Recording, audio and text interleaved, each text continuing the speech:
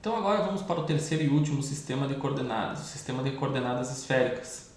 Nós já vimos uma revisão do sistema de coordenadas cartesianas, do sistema de coordenadas cilíndricas, e agora então nós vamos desenvolver o mesmo raciocínio para a descrição de pontos no espaço e descrição de vetores usando coordenadas esféricas. A simetria agora é a simetria de uma esfera. Então, um ponto P no espaço em coordenadas esféricas será descrito como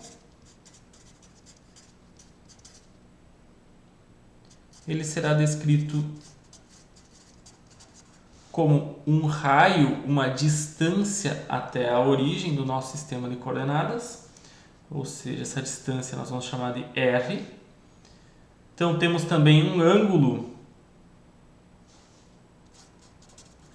formado por essa distância R com o eixo Z, que será chamado de θ. E também tem um ângulo muito parecido com o ângulo em coordenadas cilíndricas, que também tem inclusive o mesmo nome, é o ângulo φ. Então, com base nessas três informações, nós temos uma descrição unívoca do ponto, quer dizer, uma descrição única desse ponto no espaço em coordenadas agora esféricas. Então, o ponto P em coordenadas esféricas é descrito como um ponto cujas coordenadas são R, θ e φ. Então, em coordenadas cartesianas temos três distâncias, x, y e z. Em coordenadas cilíndricas são duas distâncias e um ângulo. E aqui temos uma distância e dois ângulos. Não tem, a princípio, confusão nenhuma, porque basta olhar a descrição do ponto para saber qual é o sistema de coordenadas que está sendo utilizado. Quais são os intervalos de variação dessas grandezas?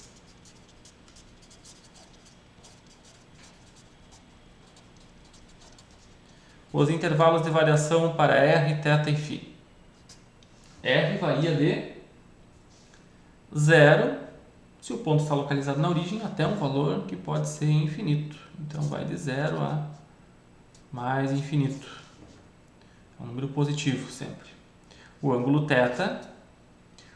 θ fica compreendido entre 0, quando o ponto está localizado sobre o eixo Z. Então, vamos colocar aqui o ângulo θ vai ser menor ou igual a 0 e vai assumir valores até aqui embaixo no prolongamento do eixo Z, o trecho negativo. Então são 180 graus, ou seja, π radianos. E o ângulo φ, da mesma forma que em coordenadas cilíndricas, ele vai de 0 a 2π. Então ele pode ser 0 ou ele pode ser menor do que 2π, porque se for igual a 2π, nós repetimos essa posição espacial. Então o raciocínio é semelhante aos outros sistemas de coordenadas, só que agora nós temos uma distância até o centro e a localização do ponto também é definida por mais dois ângulos. Como descrever um vetor em coordenadas esféricas? Então o vetor A em coordenadas esféricas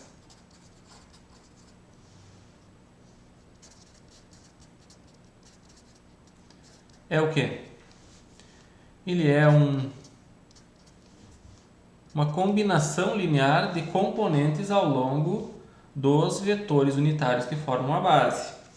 Aqui surge mais uma vez a questão de como é definida essa base. Então, a questão central é a seguinte: base ortogonal, três vetores ortogonais entre si. Em que direção eles apontam? Os vetores unitários apontam na direção de crescimento da variável. Então, na direção de crescimento da variável R, do raio aqui da esfera, nós temos o vetor unitário AR. Ao longo do crescimento da variável θ, nós temos o vetor unitário Aθ. E ao longo do crescimento da variável φ, o vetor unitário Aφ. São três vetores unitários que formam uma base ortogonal e sempre nessa ordem. primeiro vetor, segundo vetor, terceiro vetor. Então, a R apontando para fora, a θ apontando para baixo nessa esfera e a φ apontando de forma circular aqui, né? Assim como no sistema de coordenadas cilíndricas, aqui a orientação do sistema de coordenadas muda com relação ao ponto no espaço. Em coordenadas cilíndricas, nós tínhamos somente uma rotação comparado com o sistema de coordenadas cartesianas. Aqui nós temos duas rotações, então temos rotações em duas direções de tal forma que haja então essa orientação aqui dos vetores unitários a R, a θ e a φ. Então, vetores unitários, componentes do vetor, componente do vetor no espaço em função, então, na direção do vetor unitário a R, mais uma componente na direção do vetor unitário a θ, e a última componente, a φ, na direção do vetor unitário a φ. Então, são as três componentes na direção dos três vetores unitários. A pergunta que eu faço agora é a seguinte: como podemos partir de uma descrição de ponto no espaço, dado um certo ponto, como podemos fazer a transformação dessa localização para coordenadas cartesianas ou o caminho de volta de coordenadas cartesianas para coordenadas esféricas? Então, começamos pela transformação de um ponto. Então, dado um ponto em coordenadas cartesianas, x, y e z, nós queremos saber as coordenadas r, θ e φ, em coordenadas esféricas. Como se faz essa transformação? Se nós olharmos aqui, são relações de triângulo-retângulo, basicamente. Que relações são essas? Vamos começar aqui então. Podemos aqui já descrever, né, algumas relações. Por exemplo, a distância R. Se vocês olharem aqui, R forma um triângulo retângulo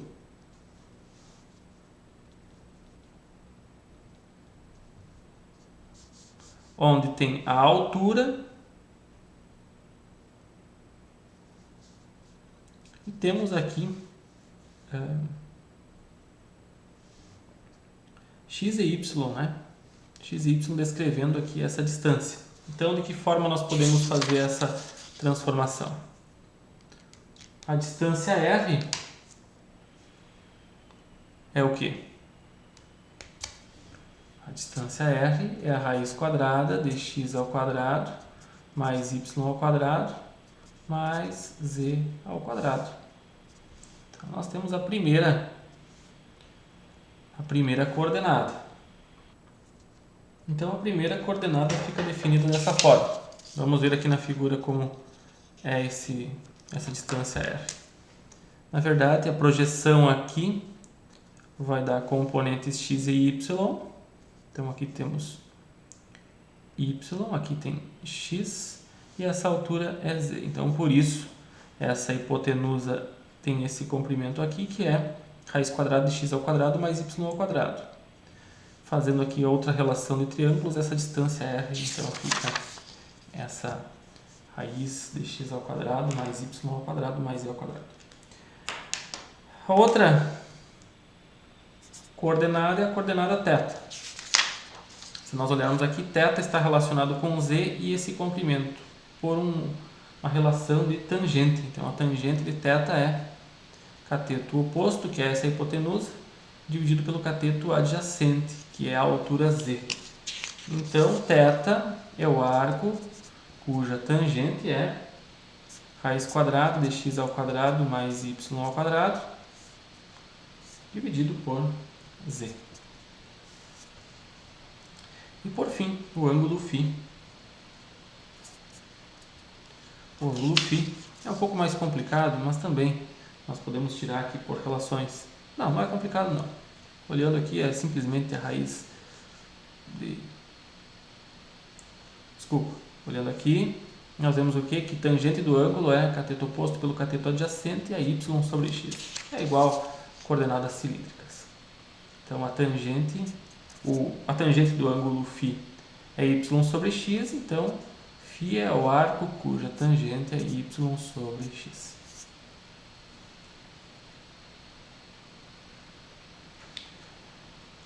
Então, com isso, nós temos a nossa descrição da transformação de coordenadas cartesianas para coordenadas cilíndricas. Vamos adiante. O caminho de volta. Como é a transformação de coordenadas cilíndricas para coordenadas cartesianas? Se nós tivermos a informação de r, θ e φ, nós podemos encontrar quem é x, y e z. O caminho de volta tem relações um pouquinho mais complicadas. Isso vocês podem fazer depois a dedução detalhada, mas aqui são relações de seno e cosseno dos ângulos. Então fica r seno θ cosseno φ, y é igual a r seno θ seno φ, e z é igual a r cosseno θ. Então aqui também vocês encontram a transformação de volta do sistema de coordenadas esféricas para o sistema de coordenadas cartesianas. Essa então é a transformação de um ponto. Como nós podemos transformar pontos no espaço. E a pergunta agora, como transformamos vetores? Afinal, um vetor no espaço descrito em coordenadas cartesianas pode ser descrito também em coordenadas esféricas e as suas propriedades têm que ser mantidas, né? A direção e magnitude devem ser mantidas, então se nós calcularmos o módulo também, nós teremos o mesmo resultado. Para isso, nós precisamos antes definir a relação entre os vetores unitários. Então, a relação entre os vetores unitários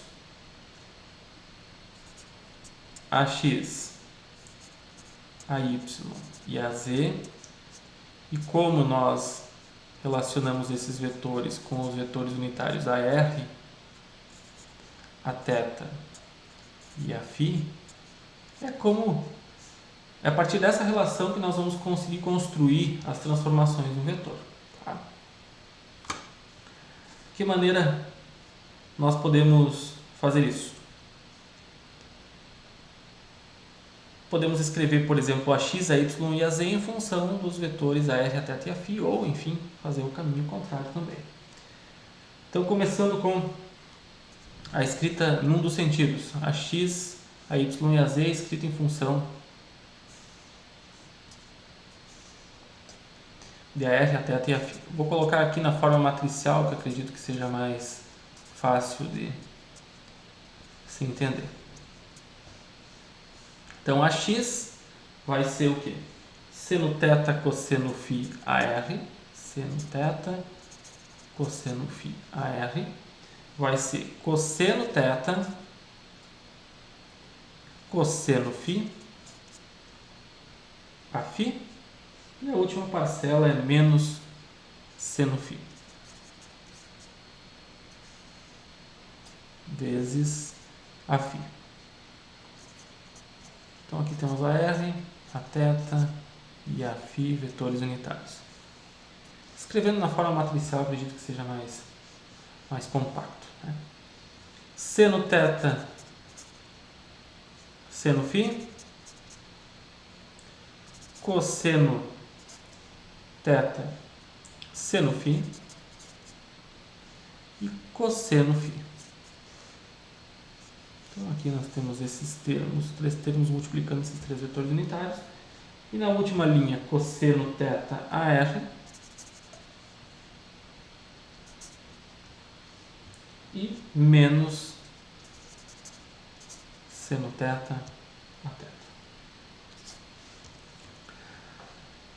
Então, dado um vetor em coordenadas cartesianas, escrito em função de suas componentes, a x, a y e a z, nós podemos encontrar as coordenadas, as componentes desse vetor em coordenadas esféricas, fazendo aqui as substituições e rearranjos desses termos. O caminho contrário também é possível. Então aqui nós podemos escrever o caminho de volta dessas transformações. dados vetores unitários AR, a θ, a φ, ou dados vetores AX, AY e AZ, como chegar nesses vetores AR, a θ e a φ. Tá. É um pouco trabalhoso, mas a ideia não é que vocês decorem isso, mas que saibam utilizar de maneira bem prática e sem maiores problemas. Então aqui tem seno θ, cosseno φ. Seno θ, seno φ. Cosseno θ. Cosseno θ, cosseno φ. Cosseno θ, seno φ.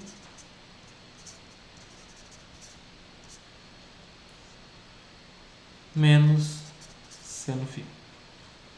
E aqui menos seno φ, cosseno φ. Uma dessas matrizes é inverso da outra. Então, se fizer essa multiplicação de uma matriz pela outra, tem que se encontrar uma matriz identidade. Então, com isso, nós conseguimos migrar de um sistema de coordenadas para outro. De que forma? Vamos fazer as substituições. Por exemplo, dado um vetor A em coordenadas cartesianas, então, dado um vetor A com suas componentes AX, AY e AZ, quais são as componentes desse vetor em coordenadas esféricas? Então, aqui bastaria fazer o seguinte, multiplicar o termo AX,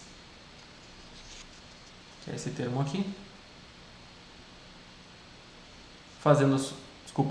multiplicando aqui, né? Qual é a componente AR? Basta substituir AX, multiplica um dos termos e assim por diante. Vocês vão juntando aqui essas componentes, né? Agrupando em termos iguais, e vocês chegam a, por exemplo, AR igual a AX seno θ cosseno φ mais AY seno θ seno φ mais AZ cosseno θ. É exatamente o que tem aqui. Tá? A x multiplica seno θ cosseno φ, a y multiplica esse, a z multiplica esse. Essa é a componente AR do vetor em coordenadas esféricas. Então é o mesmo vetor, só escrito de uma maneira diferente. Né? As componentes a θ e a φ são obtidas de forma semelhante. A x cosseno θ cosseno φ mais a y cosseno θ seno φ menos a z seno φ. E por fim, menos ax seno φ mais a y cosseno φ. Então esses são os três termos que transformam um vetor de coordenadas cartesianas para coordenadas esféricas.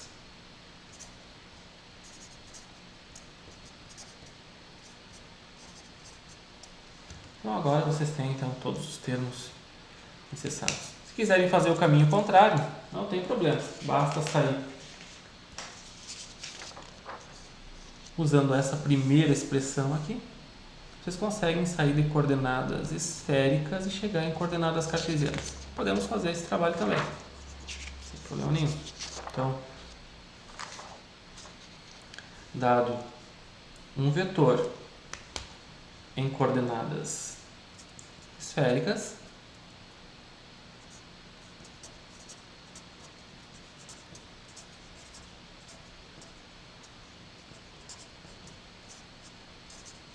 como chegamos às suas componentes em coordenadas cartesianas.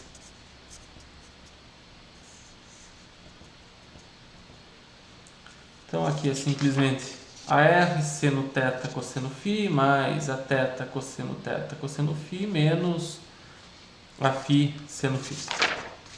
Então vamos lá. AR seno θ cosseno φ mais a θ cosseno θ cosseno φ menos a φ seno φ. Componente na direção y, AR seno θ seno φ mais a θ cosseno θ seno φ mais a φ cosseno φ. E por último, então a componente z, que é AR cosseno θ menos a θ cosseno θ. Aqui é seno. Então, AR cosseno θ menos a θ seno θ. E assim, então, se tem a transformação de coordenadas esféricas para coordenadas cartesianas. Então, os dois caminhos, os caminhos de ida e volta das transformações de ponto e transformação de vetor, vocês têm aí condições de entender melhor. Lembrem sempre que tanto faz qual sistema de coordenadas, o módulo do vetor, as características do vetor são as mesmas.